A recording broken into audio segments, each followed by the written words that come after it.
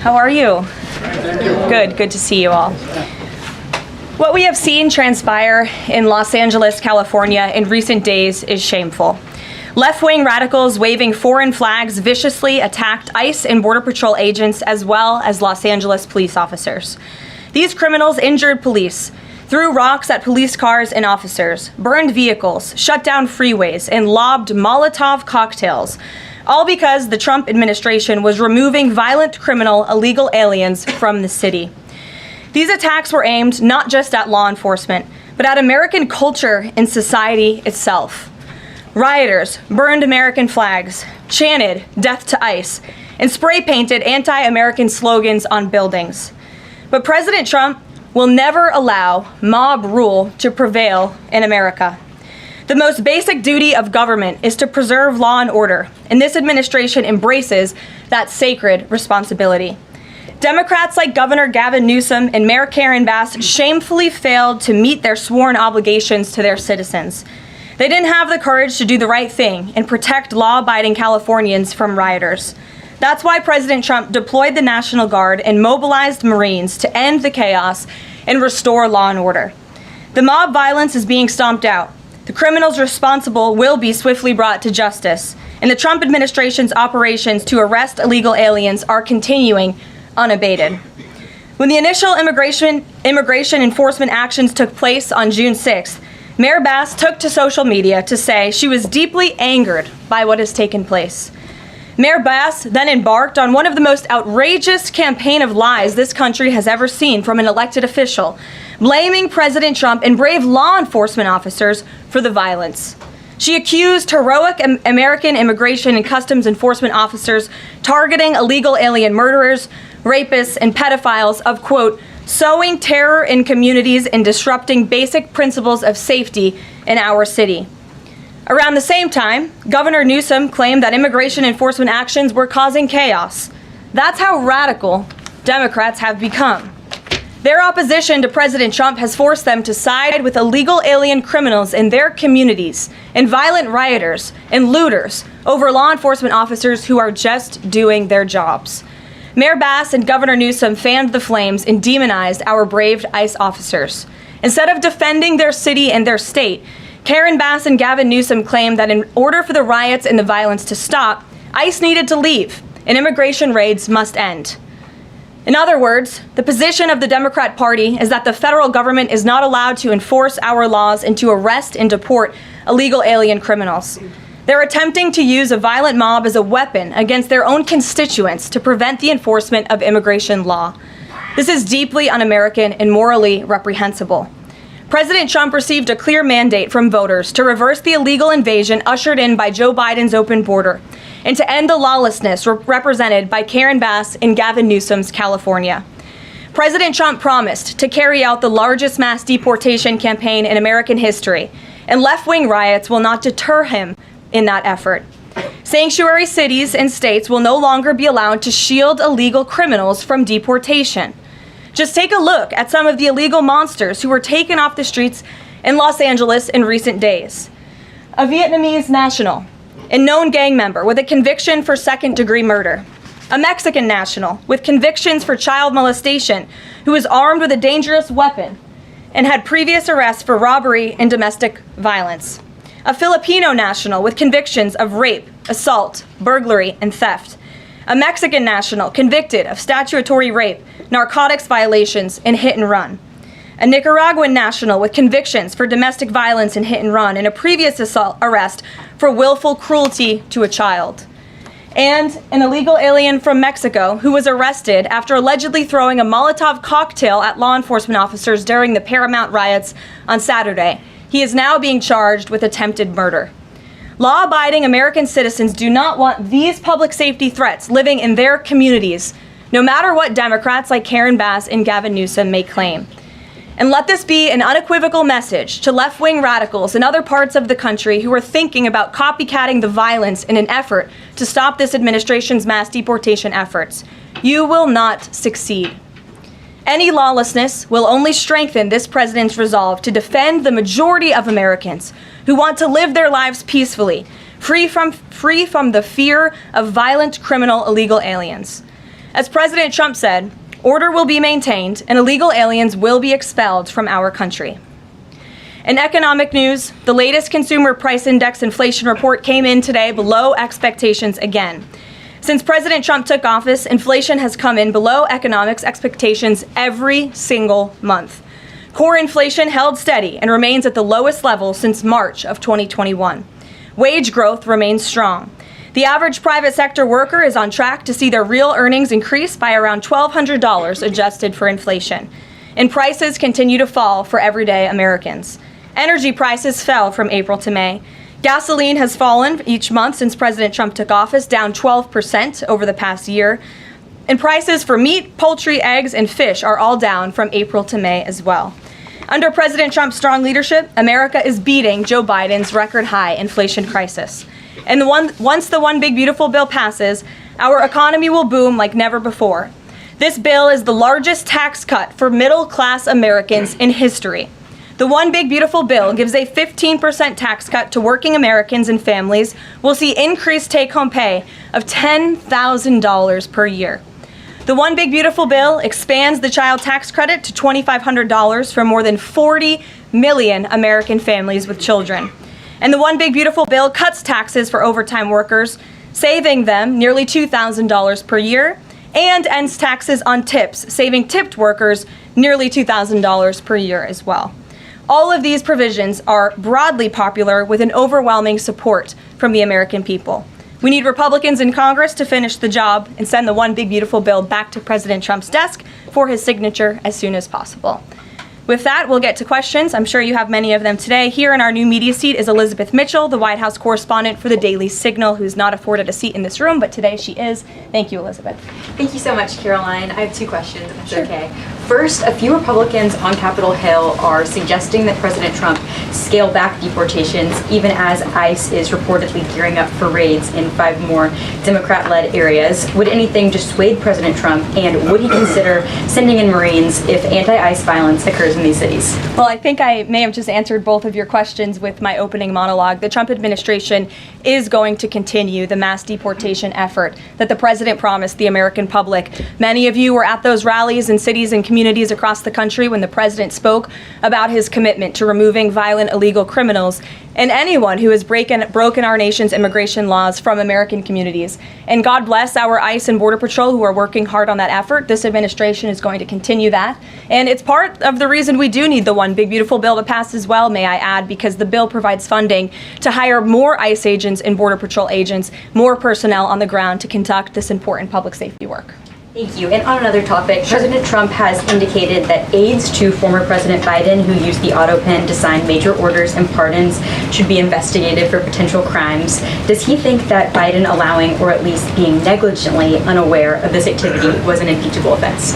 I haven't heard the president address whether it's an impeachable offense, but it could perhaps be a criminal offense, especially on behalf of staffers who may have been utilizing the president's signature without his authority or consent. I understand that Republicans on the Hill are moving in the right direction to call attention to this and to bring in some former White House staffers who clearly knew more than they ever shared and never addressed with the American public. And so we look forward to seeing where this investigation continues. And I know the Department of Justice is also looking into the matter as well.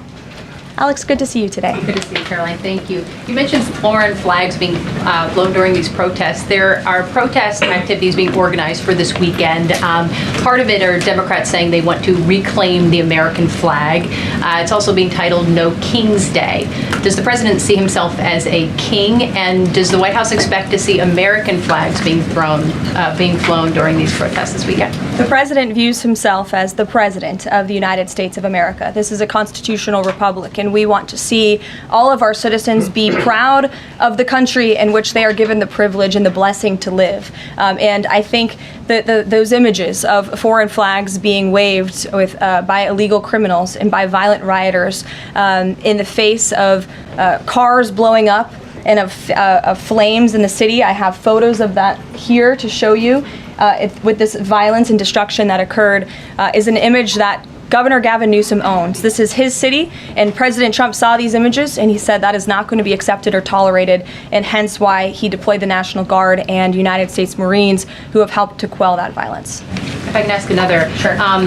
If the president does end up deploying any National Guard members, perhaps Marines, to blue states, would he be in contact with the governors prior to this?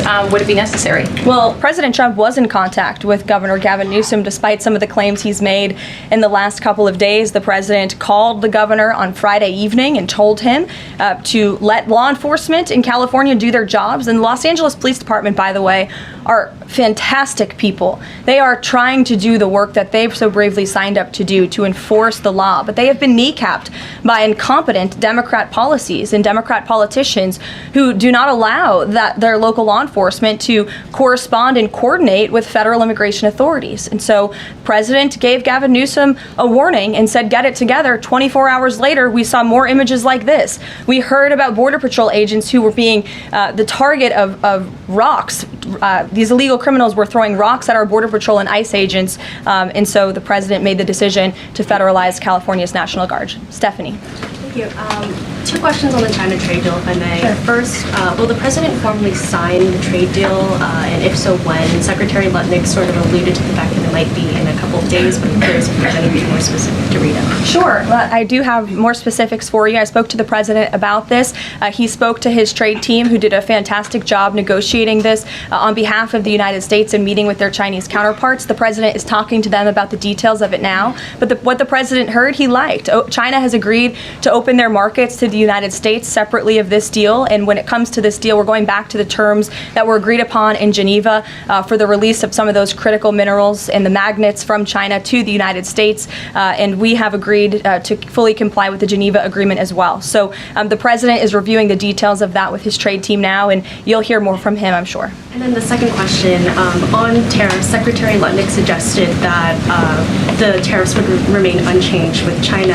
I'm wondering if there's any room for them to negotiate even lower, or if this is the floor. I won't get ahead of any further negotiations. We're in a great place right now, and I would add that this is the result of a lot of hard work from the president and his team, and the president has a good and respectful relationship with President Xi, and as you know, they had a direct conversation which led to this success that the president announced on Truth Social this morning. JJ.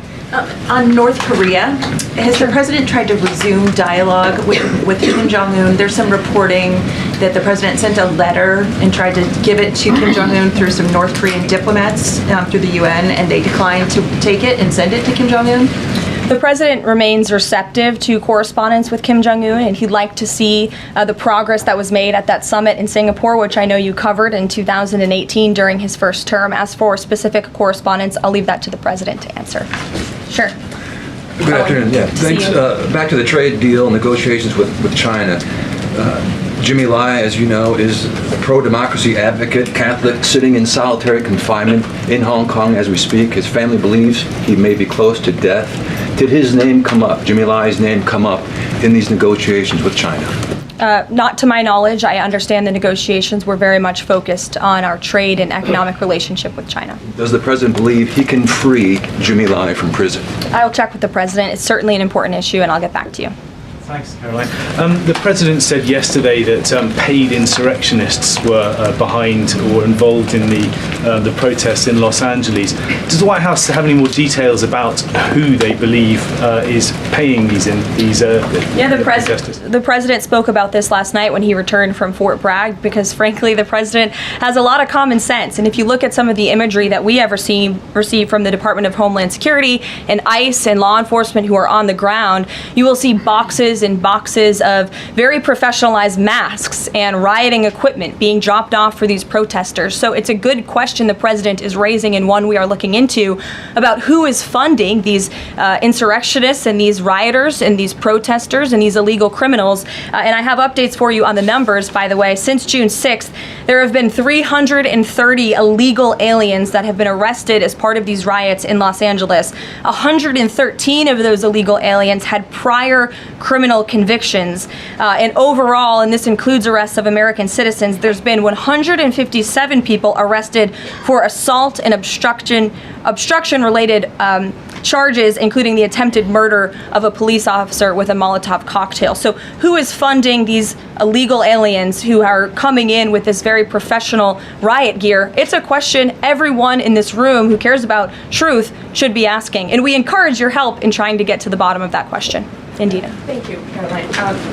About Elon Musk, he issued an apology this morning. Has the president accepted the apology, or does he think it's too little too late? The president acknowledged the statement that Elon put out this morning, and he is appreciative of it, and we are continuing to focus on the business of the American people. And has the administration started a review of Musk's government contracts, something that the president said he's considering? What do you mean by that? Has the administration started a review of the contracts that Musk and his companies currently have? No efforts have been made on that front as far as I'm aware. Okay. And just one more, if I may, on just everything sort of we've seen so far with the president's response to the LA protests. There is criticism that seems to suggest that the president responded the way he did because it was a deliberate, calculated attempt to sort of shift focus away from his feud with Musk. How would you respond to that? The president responded to the LA riots, condemning the violence from Musk.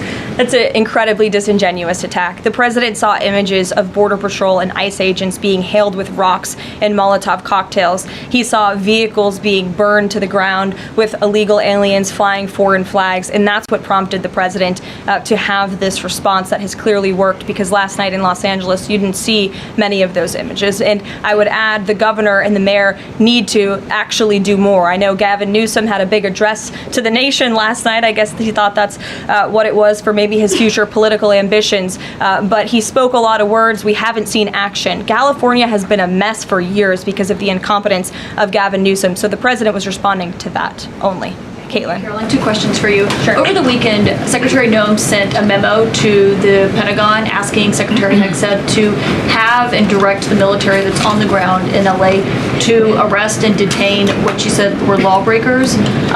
Is the president okay with that? And under what authority would the members of the military be able to arrest people inside the United States? I can't speak for a letter that came from the Department of Homeland Security. I can't speak for the president and what's currently happening on the ground now. And as you know, the president federalized the National Guard under U.S. Code 10, which he has the authority to do. And our United States Marines and the National Guardsmen and women who are on the ground right now are helping to create a peaceful environment for ICE and Border Patrol, who were being, again, hailed with rocks, who were being violently and viciously attacked. They needed reinforcements, and so our United States Marines who are on the ground are providing those reinforcements to ensure the environment is peaceful so that these raids and deportations can continue. But he realizes they can't actually arrest people unless he invokes the Insurrection Act, which, I mean, seemingly was not something that was in Secretary Noem's memo, a clear distinction she did not make there. Again, you're trying to conflate a letter that was sent to the Department of Homeland Security to the president's legal authority. The president understands the legal authority that he invoked, and that's the current situation right now. So when it comes to federalizing the National Guard, what is the specific criteria that the president is using for when he's deciding to do that, and in which states? The president was asked and answered this yesterday. He wants to see an end to the chaos and the violence. He doesn't want to see law enforcement officers being attacked. He wants to see peace. He wants law-abiding Californians to be able to bring their kids to school,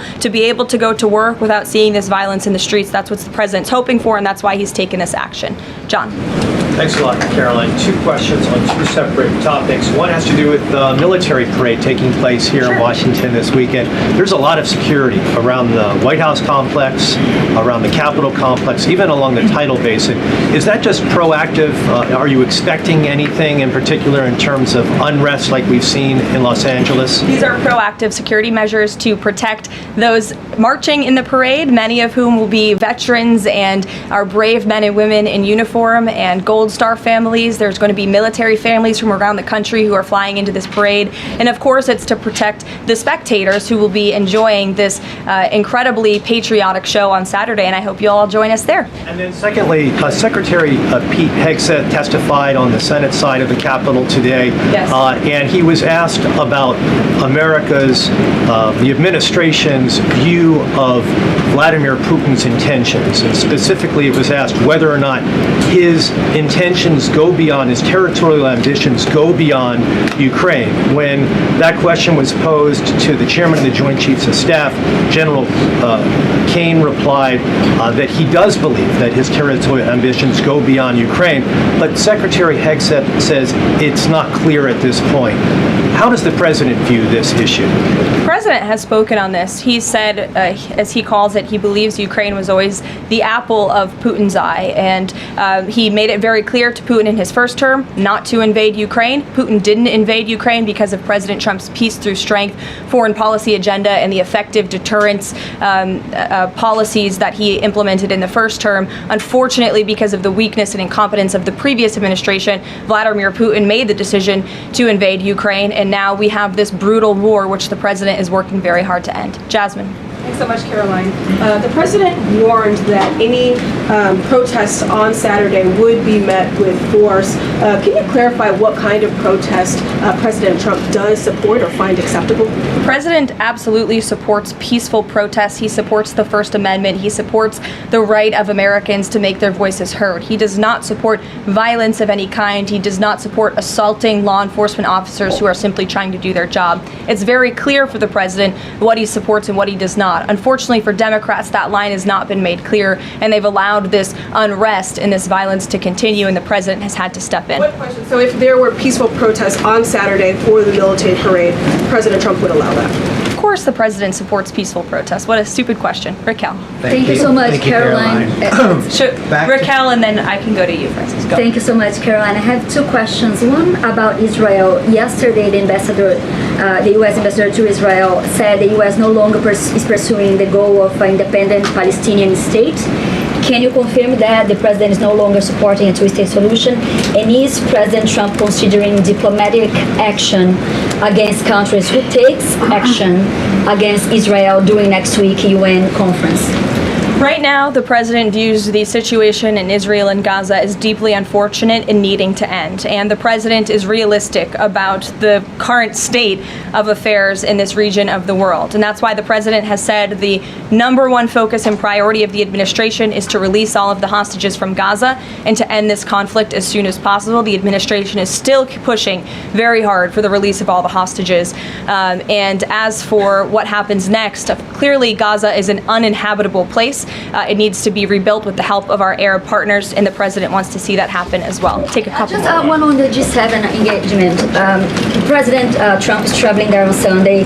Other presidents beyond the G7 leaders are also going. President Lula from Brazil, President Sheinbaum from Mexico, and President Zelensky from Ukraine are also going. Do you have confirmation if President Trump is meeting any other leaders on the sideline of the G7? Yes. To know about the Lula engagement. I can confirm there will be quite a few bilateral meetings between the president and other foreign leaders. The White House is still working very hard to finalize that schedule, and we will provide that for you as soon as we have it. Great. Thanks, Caroline. Just back to the China trade deal, can you talk about the status of the export controls that the U.S. imposed? Are those no longer being imposed? We are fully complying with the Geneva Agreement. Go ahead. Sure. Thanks, Caroline. One foreign question for you and one domestic. The foreign, the president, of course, has said he would lift sanctions on Syria. Is there an executive order coming along soon to go do that? And is the president planning to try to get involved in any kind of a peace agreement between Israel and Syria that would disengage those two? To the best of my knowledge, the Treasury Department took action after the president made that announcement in Saudi Arabia. Okay. And then on the domestic side, You were just asked about the First Amendment rights issues. In the president's comments yesterday, though, he just said protesters would be strongly dealt with. In your list before, you referred to insurrectionists, rioters, and protesters together. Obviously, they're quite different from your earlier answer. I'm struck by the fact that the president has not at any point said the most important thing here is to protect the First Amendment rights of peaceful protesters. So I'm wondering, where in his hierarchy of interests does he place that? Is the First Amendment protection the most important? Is stopping violence most important? Why is he not out saying all peaceful protesters will be protected? I think two things can be important at the same time. And the president, as I just answered, supports the right of Americans to peacefully protest. He supports the First Amendment. But that is not the majority of the behavior that we have seen taking place in Los Angeles. We have seen mobs of violent rioters and agitators assaulting law enforcement officers, assaulting our federal immigration authorities. And we have seen, as I said, this goes back to what this administration is trying to do and accomplish, and that's enforcing law and order in our nation's communities. And it's removing public safety threats from communities in Los Angeles. You're saying the majority have not been peaceful, the majority have been violent. I just read for you the arrest numbers. We've arrested nearly 400 illegal aliens alone, just illegal aliens who have been arrested in these riots since June 6th, since they began. Thousands of people on the streets. Yeah, and we've had hundreds of people who have assaulted law enforcement officers. Are you saying that that's that's appropriate behavior? No, Are you no, saying I'm not that saying the that at president all. I'm shouldn't just take trying action? to figure out. The Democrat governor and the Democrat mayor of Los Angeles have failed their citizens. And the majority of Americans, the majority of Californians do not want to see law enforcement officers being assaulted in the streets. And thankfully, the president took action and stepped in to protect our federal law enforcement agents, to protect federal buildings, to protect the federal mission of deporting illegal criminals off of our streets. And that mission will continue every day as far as we're concerned. Thank you, guys.